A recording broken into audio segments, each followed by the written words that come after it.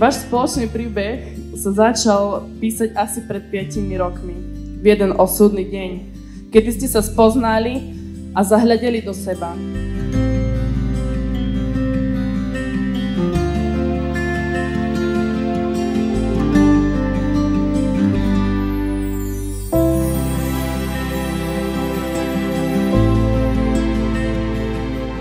Zoznámil nás Martin, švagor, a zobral nás spolu do Poľska na lyžovačku. V kuse hovorí, že mám švagrinu, berem ťa do rodiny, vybavím ti, keď si nevyberš jednu, mám ešte jednu. Takže z dvoch jedna sa určite pritrafí.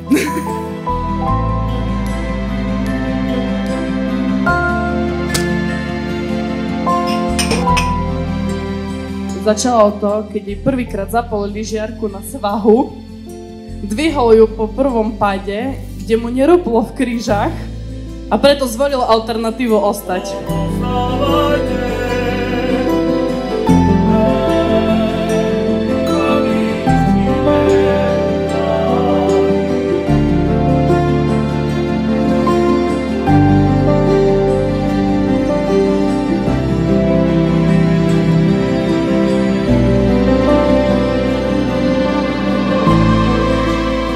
Skoro 2 roky vymýšľala, hej, nechcem ťa. Ľubím ťa, neľubím ťa. A viac sme sa vyvadili vtedy, už teraz máme pokoj. A dnes nevieme bez seba byť.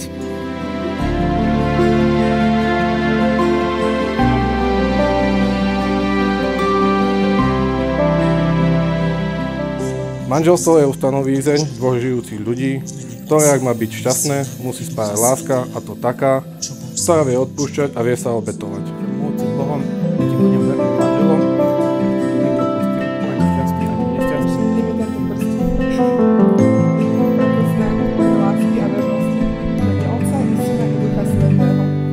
Nemilujme len slovom a jazykom, ale skutkom a pravdou.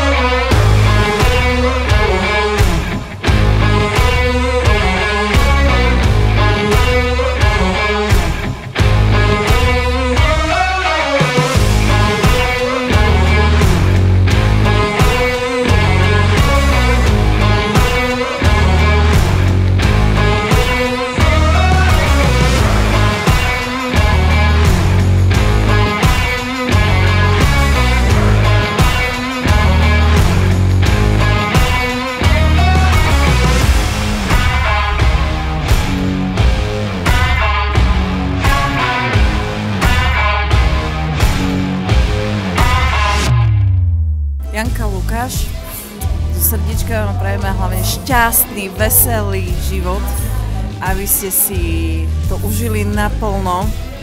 Bude to jazda nie vždy najlepšia, ale keďže ste spolu, tak vy to vždy prekonáte. Želám si, že by boli zdraví, šťastní a že by Lukáš mohol so mnou chodiť na ryby, jak stále.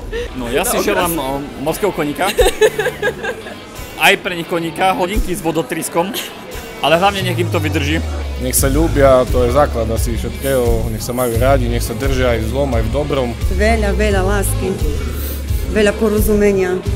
Hlavne veľa tej tolerancie a peňazí a spoločných zažitkov.